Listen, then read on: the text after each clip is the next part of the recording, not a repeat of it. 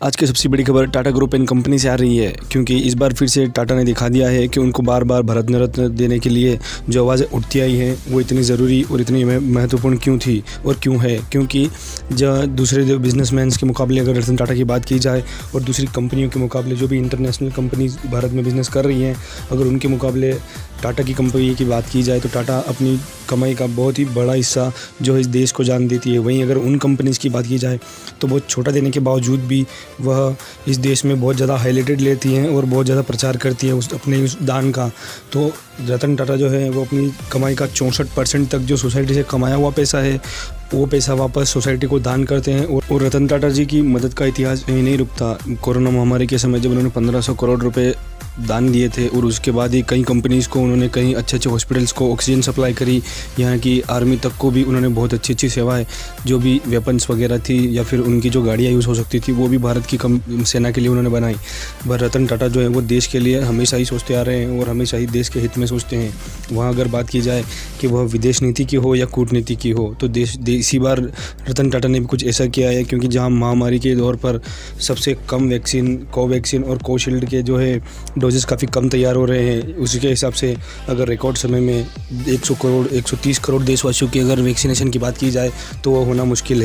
नहीं, इम्पॉसिबल है। क्योंकि जो रॉ मटेरियल अमेरिका वगैरह से आ रहा था वो सारा मटेरियल रुक गया था और उसी के बाद मोदी जी ने कहा था कि हम वह मटेरियल बना भी सकते हैं और बनाएंगे भी, पर उस मटेरियल को बनाने में और उस मटेरियल को क्रिएट करने में थोड़ा समय लगेगा। मोदी जी ने एक बार और साफ की थी कि वह भारत को आत्मनिर्भर बनाना चाहते हैं और उन्होंने सभी बिजनेसमैन को भी इसके लिए आगाह किया था। पर रतन टाटा जी, आदरणीय रतन टाटा जी, वह आदमी हैं जो हर बार बिना कहे आगे आते हैं और इस बार भी उन्होंने कुछ ऐसा ही किया है। क्योंकि पैरामेडिकल्स, ET प्राइम्स और कुछ न्यूज़ हवालों के मुकाबले ये खबर निकल कर आ रही है कि उन्होंने कोवैक्सीन, एस्ट्राजेनेका और जॉनसन एंड जॉनसन कंपनी के साथ टाइप करने के लिए बात कर रही है। और जो कंप्रेहेंसिव मॉडर्ना के साथ भी उन्होंने पिछली बार बात की थी, पर कंप्रेहेंसिव स्टेज तक बात ना पहुंचने के कारण उन्होंने वो पूरा डोज कैंसिल कर दिया था। उसी के साथ उन्होंने जॉनसन एंड एस्ट्राजेनेका वैक्सीन के साथ टाइप करने का सोच लिया है और लास्ट स्टेज पर बात है। अगर यह बात सक्सेस होती है और दोनों कंपनियों के बीच में टाइप हो जाता है तो भारत को इससे बहुत ही बड़ी मदद मिलेगी। क्योंकि इस महामारी के दौर में हम सब जानते हैं कि भारत को सबसे ज़्यादा नुकसान हो रहा है। वहीं अगर ऑक्सीजन की बात की जाए या फिर किसी और चीज़ की, क्योंकि जब किसी और चीज़ की भी बात आती है तो भी रतन टाटा ने दूसरे कंपनियों के मुकाबले जब इस बार रिलायंस सामने आया है तो उससे पहले रतन टाटा काफ़ी बार सामने आकर अपनी कंपनी को रिप्रेजेंट करते हुए देश की मदद कर चुके हैं। तो उसी साथ एक और बात उन्होंने कही है कि उनकी कंपनी के जितने भी 6.5 लाख से 7 लाख फ्रंट लाइन वर्कर्स है या फिर